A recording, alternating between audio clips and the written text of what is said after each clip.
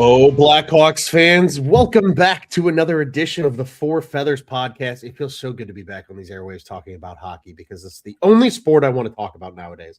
I am Ron Luce, GM Ron, and I am joined by none other than the Blackhawks Cowboy himself. My friend, first off, hello. Second off, aside from hockey, because we'll get into that, how are you? I'm doing great. Aside from hockey, doing great. Going to the pool a lot. Texas, it's been hot, but as There long you as I go. don't have to do a ton of yard work, it's been pretty all right. Hell yeah. We gotta love that. It's weird. It's been weird. It's oddly cool in Chicago right now. But we're gonna be back up in the 90s, I think, next week. So it'll finally start to feel like summer again, which will be good. Because you know it does feel like summer, Cowboy? The NHL, because there's a lot of crazy shit happening.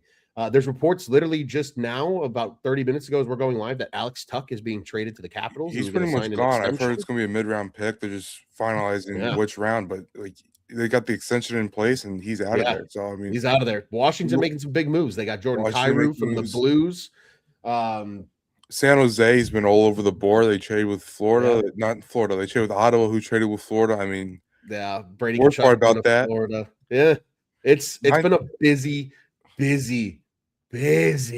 couple of days, which I love. This is what I live for, is the chaos of the offseason. And the Blackhawks got involved. A very I'll call it unpopular trade thus far amongst many.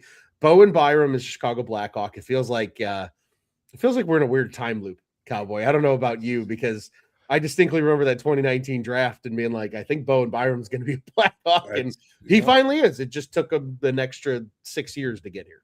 And you talk about time loop when you talk about unpopular trades. To the day, 9 years ago, was the Artemi Panarin trade also. So, yeah, I mean, it's same GM too, different teams, different GMs. But I believe the Sabres GM was the Columbus GM at the time that facilitated that Panarin for side trade. So yeah, Yarko was in Columbus at the time. Yeah, I mean, it's crazy to think in hindsight now. I remember that day when Panarin and Hjalmarsson both got traded. That was a crazy day. And everybody was wondering what the hell Stan Bowman was doing. And they're like, of course he's bringing back Brandon Saad. Yeah, like, he's the king of bringing back guys that are his guys. And that was a hell of a trade when it happened. I'll tell you what. So let's lay out the trade first as we start here. Set the groundwork. Bowen Byram, Jordan Greenway. Jordan Greenway is the untalked about piece, and I know it's not a sexy addition necessarily, but he does bring something, I think, to the Blackhawks lineup they don't have. He's big, he's fast, and he's physical. Cool. And he's got 1 year left on his deal. Whatever. It's a cap. Makes the money work. Great. Blackhawks give up number 4. Blackhawks give up number 45, so that's the lowest of their 3 second-round picks. Yep. And, of course, Louis Crevier goes the other way as the player. Cowboy, you and I were talking a little bit before, and I think that's a great place to start here. I think there's a lot of people that are a little pissed off about the 4th pick going in the trade.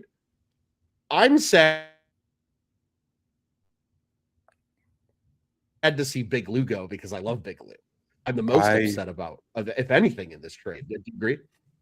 I love Big Lou. I mean, look at my articles to end the year. Every single one of them almost mentioned how good Louis Crevier was to end the season. He's a guy that you just felt like you finally found his game throughout the season. I mean, he had that ridiculous goal against the Rangers. I mean, towards the end of the year, he had 8 points in 11 games to end the year. 2 goals, 6 assists, I believe. And it's one of those where, man, it stings to trade a guy like that you thought was going to be a future piece.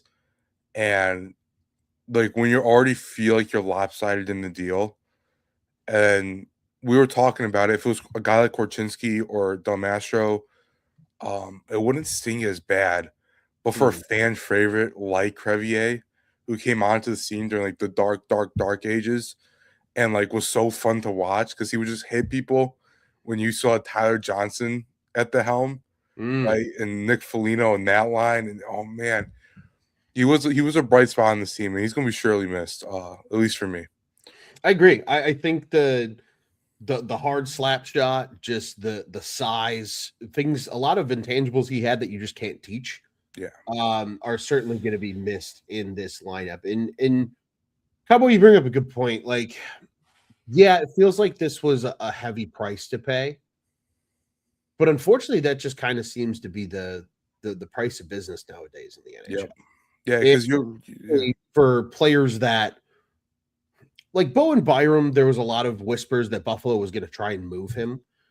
But it wasn't because like he had a no move clause and he was asking for out. This wasn't a Brady Tkachuk or a Quinn Hughes or what could be happening potentially in Toronto with like an Austin Matthews. Yeah. It's not one of those situations. You know, it was more so they just wanted to move on from the player. They wanted to free up the dollars. They want to improve their roster. They just had a great playoff run after a 15-year drought. They're trying to run it back and do something different. And I think the longer, at least for me, the longer that we get away from the trade actually happening, the less emotion I have, if that makes sense.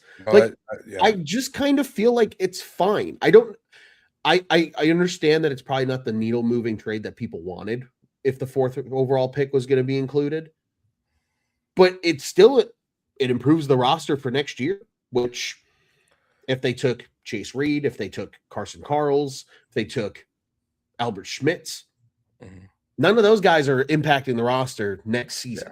They're at least 2 years out, all of them.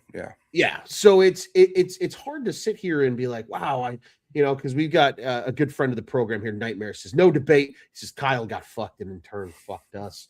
A hello to you, Kayla. I hope you were doing well. Big Gun 1. He says 5:30 on the ice. Byron will be there. He says Davidson got fleeced.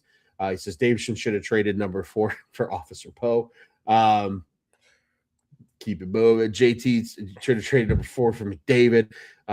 Kevin says they should have traded number 4 for Scooble and then traded him to the White Sox. I think everybody was hoping that if the 4th overall pick got moved, it was going to be Matthew Nyes. It was going to be Jason Robertson, right? I think a lot of people just underwhelmed that it was Bowen Byram that they ultimately got. I'm in the same boat because I think just the package you gave up for the player you got, Byram was a very unproven player, and the way Kyle Davidson talks about him, he's talking about him like he's already this guy that can be a number 1, like an Erik Karlsson or a Rasmus Dahlin, like a guy that you can just bring in and boom, there you go. That's not the case at all. And when you surround him with guys like Levshinov and you act like you treat him like a mentor almost, he's still very young. He was just 24 years old. I don't know if it's the best recipe for success. And I'm going to say this too. I love Byram. I wanted Byram this offseason, but I don't think that the assets we used to get him were the best allocation of those assets. I would be fine with trading 4th if we got a higher end player. Because at the end of the day, we're now shifting timelines in the sense that we have to go all in now, right? You trade one of the best young pieces you got. You trade 4th overall. You're shifting everything to the from the future to the present. And I feel like the main issue we still have is we do not have alignment for Connor Bedard, and Bowen Byram does not fix that, obviously, right? Right. And like it's the pieces we could have gone free agency with, like John Carlson, could have filled a very similar role. Not exactly, right? But it would have at least been a stopgap and allowed us to use these assets for someone like a Matthew Nyes, maybe an Alex Tuck. Not saying they would come here, but Jake Neighbors, even Jordan Kyrou, who just got traded. We could have used assets like that, like Crevier. If you want to trade him, you could have gotten a player for Bedard and then focus on defense later. And I don't want to be a dead horse, but you're not in this situation if you take Ivan Demidov in 2024. And I feel like that's when I personally have started to lose faith in this rebuild. And I think most people have started to lose faith in the rebuild since that pick. And now you're seeing the results of it 2 years later. Yeah. And this is the one thing I will say, and this is how I've kind of been, I've spun my wheels on this now for pretty close to 24 hours. And I look at this trade and I say, okay, the Blackhawks are shifting to the present, like you said. And I agree. But I think that's what a lot of fans wanted. Yeah. Right. I think that's where they have 3 first-round picks next season. They still have a ton of assets to be able to utilize. I think the final straw of the reason this deal happened the way it did was the San Jose Sharks acquiring number 9. Because that essentially screamed to the league that they are completely comfortable taking Ivar Stenberg at number 2 and getting one of the top defensemen, maybe a Daxon Rudolph, maybe somebody of that nature at number 9, and keeping things moving. Mm-hmm. With that happening now, that 4th overall pick kind of becomes weird because, let's be honest, I don't think Caleb Malhotra moves the needle for anybody. It sounds like Vancouver might take a Chase Reed, and he would probably be the preferred pick if the Hawks were still sitting there. And now that Stenberg's gone, that 4th round pick kind of feels like no man's land for the Blackhawks this year. I think if it's the New York Rangers, I think if some of these other teams, totally different story, right? They're trying to get best available. They're trying to rebuild. All is just fine. But right now, as we sit here, I actually said it the last time we were on the microphones, Tony and I. Based on the reports that were coming out and based on the way Kyle Davidson was talking in the media and things like that, I fully believe the Blackhawks were going to address defense before they addressed offense. And that's exactly what happened. They went out and got Byram. Yeah. And I don't think they're done, in fairness, because of the number of assets that they still have for the future. I'm going to take it one step further. They cannot be done. If this is it, even if he tries, you cannot be finished here. Mm-hmm. Otherwise, you are in no man's land, and there's no way out of it until next offseason. Yeah, I think there's a world where one more trade occurs, and I think at least one of those 2027 firsts gets involved in it. Yeah. At least one of them, maybe even 2 of them. And I think there's one notable, I'm not going to call it huge because this free agency class, you and I are it sucks. Yeah. it's not a good free agency. One of the worst we've seen. One of the worst we've seen in a while. In a long time. And I think there's a world where, if you recall from, this would have been, I'm doing hard math, 2022, when they signed Ryan Donato, and that was the only thing they did in free agency, because that was also a really bad free agency year. Yeah. I could see that kind of move happening where they say, hey, we're going to take a value swing on a guy. Maybe he's a middle 6 forward, can play the wing. Maybe he's a guy that they believe that could play up with Bedard in a pinch, that type of guy. And then try to get somebody big in a trade, because there's chances are you're going to have to move on from maybe a Marek Vanacker or somebody like that, somebody in your pipeline in order to go get a forward. I think we're still going to see a ton of trades between now and like the 10th of July. I don't think the NHL is done. No, the NHL as a whole is definitely not done. I mean, we've seen, every year it feels like, oh, this is going to be the offseason, this is going to be the offseason. Now, this is the offseason. We have seen so many, as a non-partial bystander just watching the league unfold, it's been insane. Exactly. Following the 9th pick, going from Chicago to Florida to Ottawa, back to San Jose, it's been crazy. And you had, I feel like Kyle Davidson, when he made this trade, got lost in that a little bit, because there has been many reports that saying San Jose was offering 927 and 2 prospects in exchange for Bowen Byram. Yep. And I feel like KD saw Greer making these moves and said, oh, he can't get one more. Fair. You gave up way too much. At what point do you let San Jose do that? Because now they don't have the defense filled still. Because Byram, for them, he would be their number 1, but it would still be slightly behind the average number 1 in the league. And now we're banking on that, that Byram could step into that role. And what I would have liked to see KD do is taking those picks and taking Ferraro as their swing player, instead of putting another veteran into the bottom 6. Because when you look at the team this year, we are filled with just bad contracts. Savo Teravainen did not look good, especially for the last half of the year.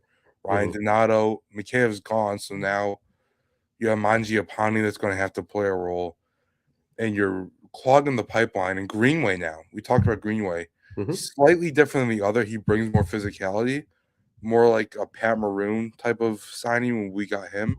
Yeah, Maroon, but more speed. Yeah. do we really need him? Right? And I guess that's my thing, because with Spelzy coming in now, you're back. Oh, sorry, there's boy. Something's going on in Something's happening down in Texas. Yeah, it's but anyway, I was saying with Greenway, like you're bringing him in, but you're clogging the pipeline of these players that are starting to come through. And I don't know if taking a 3-year deal on another guy on the forwards is really going to be the best use of assets. Maybe it happens. I'm not super in love with anybody though. Yeah, maybe get go get Ovechkin if Washington messes up. But that'd be fun. That'd be insanely fun. Wouldn't that be fun? I here's the thing, and I think this comment is interesting, and I'm going to break it down at least the way I'm projecting this.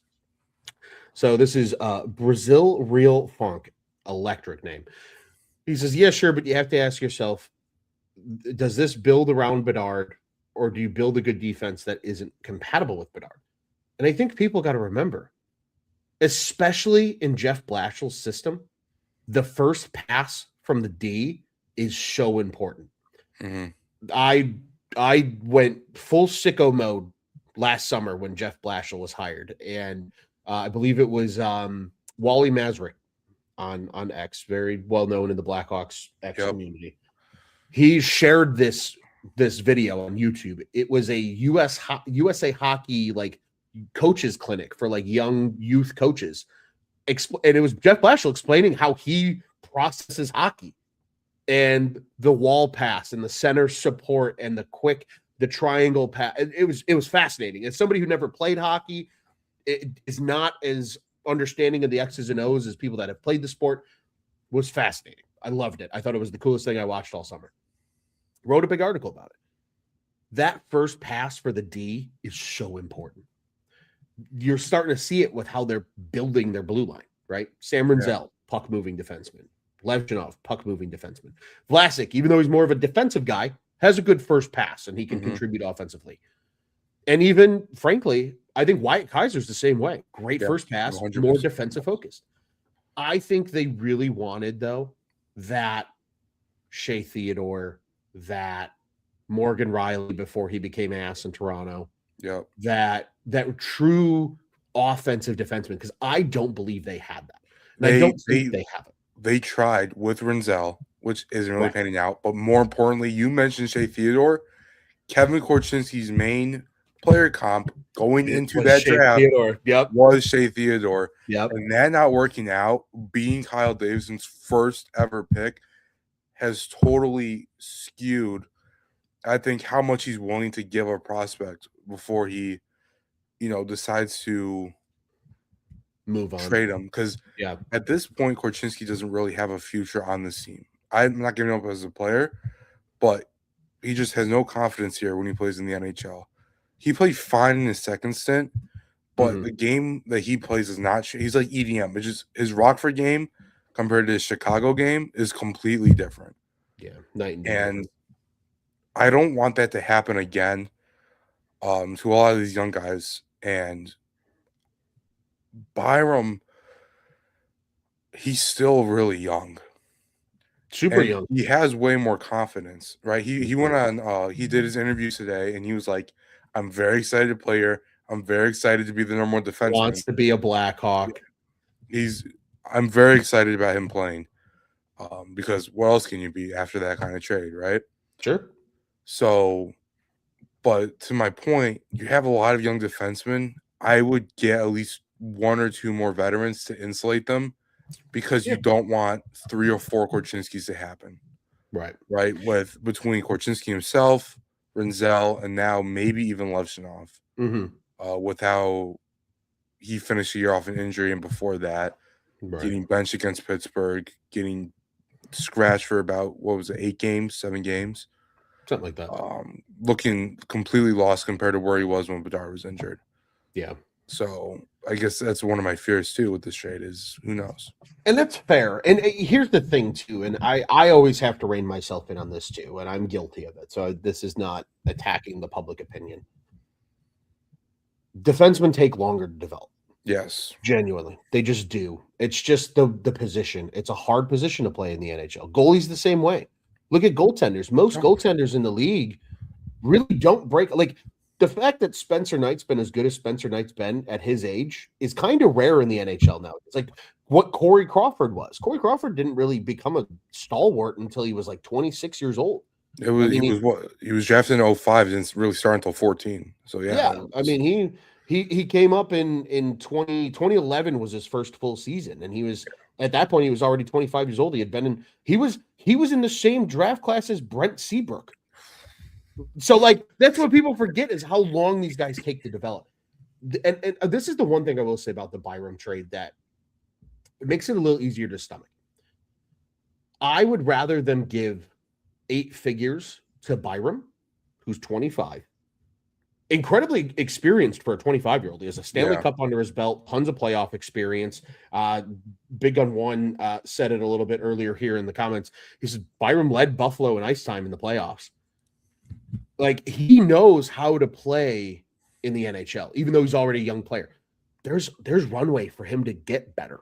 Whereas you mentioned John Carlson. I think that's a great name. A player that, admittedly, I would have no problem seeing in Chicago. I think John Carlson's still a great player, even at 34 years old. But if you're going to give him a 2-year deal at $10 million, I would rather allocate the $10 million a year to a younger player who's going to be here for a while than a stopgap. Yeah. And then, to your point, if you do want to insulate with some veterans on the blue line, you get the cheaper guys. They're going to have the cap space. Cap space is not going to be an issue for the Blackhawks, especially because we've already heard Danny Wirtz come out and explicitly say our business connections in the city are great. We have plenty of revenue coming in through the team.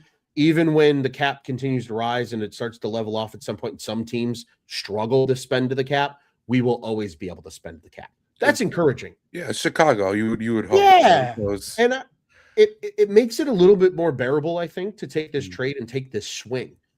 And even though he's still the same age as a lot of your blue line, astronomically more experienced than the rest of your blue line. I think that could be a good gelling block for this team, because if you brought in a John Carlson, let's say, or another veteran defenseman, how are they going to interact with your leadership group? Because your leadership group is going to become Tyler Bertuzzi, Connor Bedard. There's a good chance, Nazar probably. Nazar or Vlasic. Right. So, like, these are all young guys that are going to be in leadership roles. How does a 34-year-old Carlson handle that? I don't know. How does a 25-year-old Byram handle that? He's gonna slide right in. Yeah. And I think we also have to appreciate the fact, like, when's the last time besides Seth Jones, which I do want to talk a little bit about that trade. I'm fine. Because I think it's a night and day difference to this trade. People are comparing them. They're uncomparable. Uncomparable. Okay, great, good. See, we're on the same page. Wavelengths, right? But what I will say with Byram, outside of Seth Jones, who's the last 40-point defenseman this team's had? I don't think Keith at the end of his career. I think it was Keith or Seabrook. It's nice to have a guy who just put up 42 points last year walking into your locker room. You're going to get offense from the blue line. You're going to get something that this team didn't have. The power play is going to look fucking incredible now. I'm excited for being able to move Bedard back to that flank. Man, having a real power play quarterback after failing 3 of them, that's going to be exciting. I mean, so that's going to be awesome. I'll tell you what, Cowboy, and I think I've seen a lot of the fans that like freaked out when this trade initially happened kind of come around. There's a lot to Bowen Byram becoming a Blackhawk that's going to be good. I understand a lot of people are sad about what they gave up.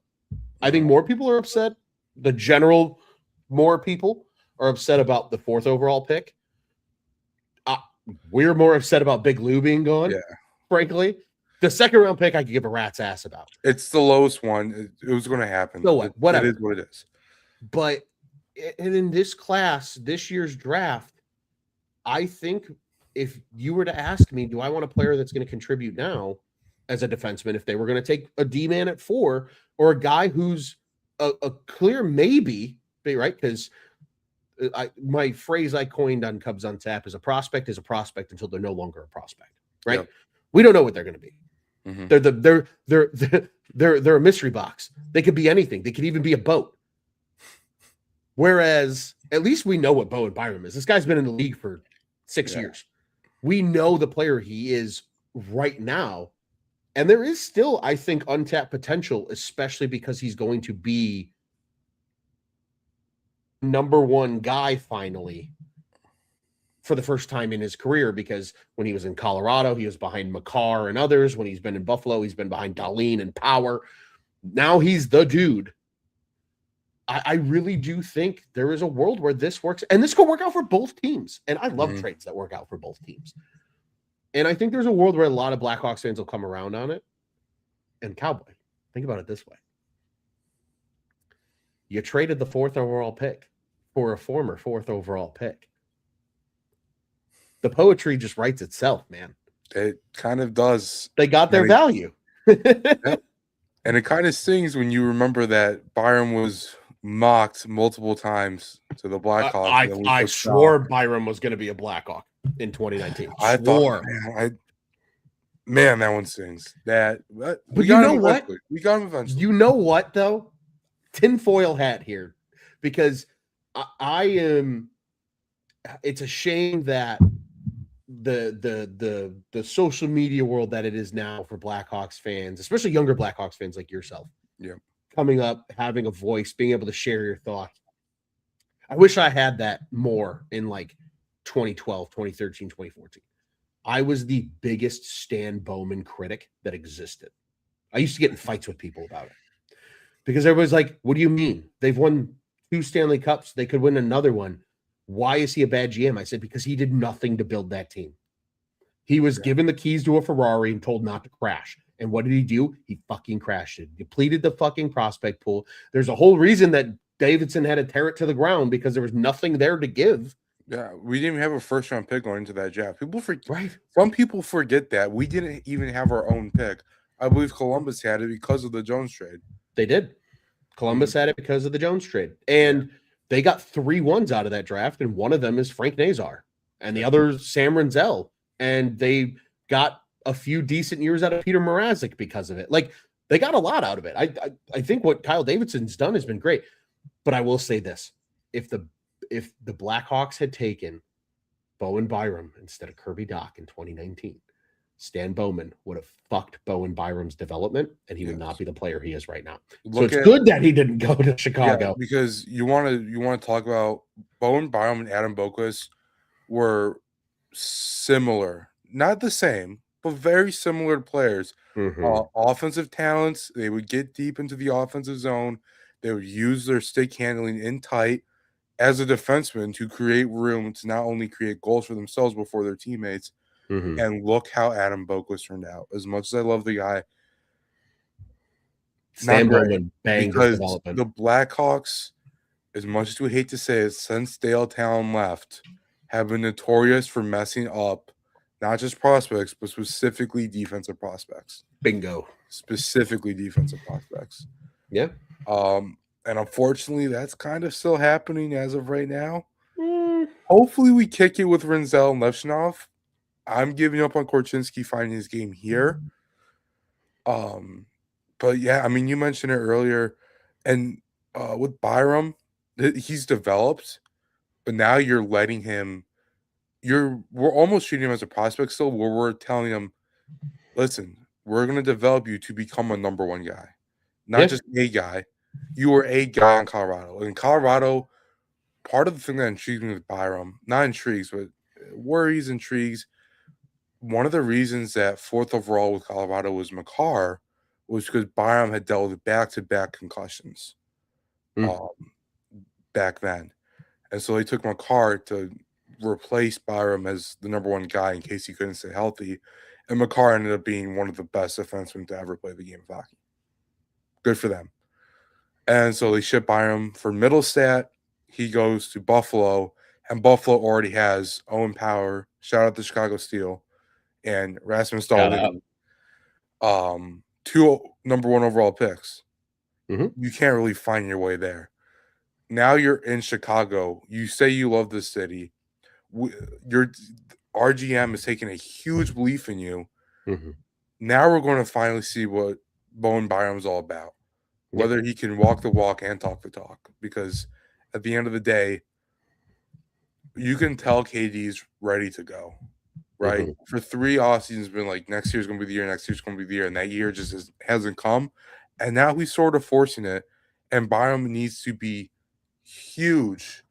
He needs to prove that he can be a top 10 defenseman in the league, top 15 at the minimum. Yep, I agree wholeheartedly. And I'll tell you what, it warms my heart, Cowboy, hearing you come around, I think, a little bit on this trade. And I think a lot of people have. And I think that, again, it's always the beauty of hindsight. You hear, especially I think today, Bowen Byram speaking to the media, the excitement of being in Chicago, already talking to Bedard and that they're excited to play with each other. Hey, when you got a defenseman that's got a good first pass and an offensive prowess, that helps your star player like Connor Bedard. Yeah. And again, we talked about it a little bit earlier. I don't think the Blackhawks are done. I don't think they're even close. They can't be. And I think I don't think they are. A lot of the frustration, I just want to get this out because I've already forgotten it twice, but I was talking to guys like Ovi Clapbaum. Sure. If you're on Twitter, Crashed on me. And like a lot of it's, you take this entire season, you started off so good, and then you sucked, and then they got hurt, and then you suck some more, and you end the year horribly. I think they were like 2-8-2 to end the year.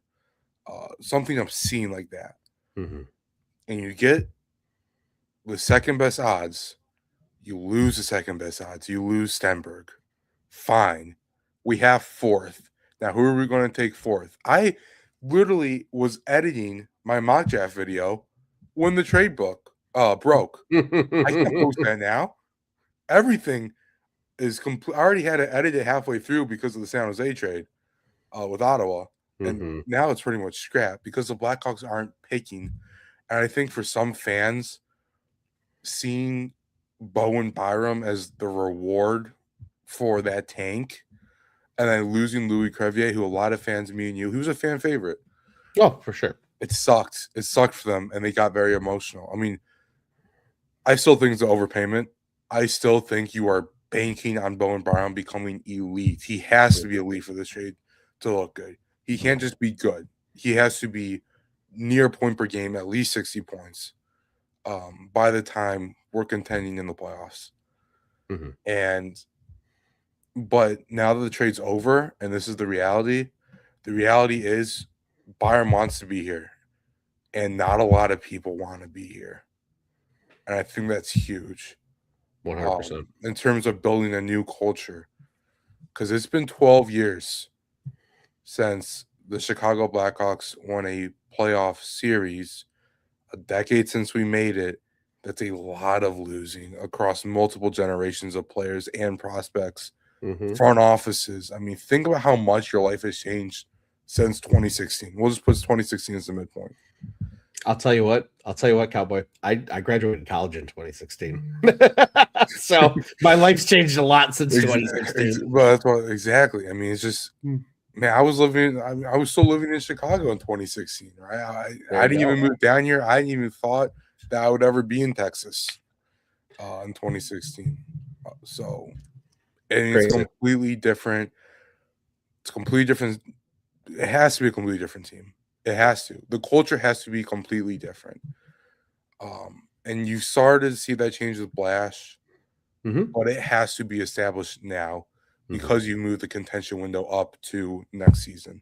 If not 27, 28.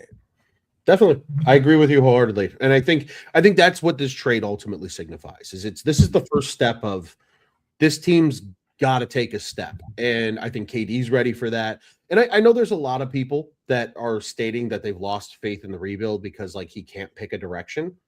This is the direction.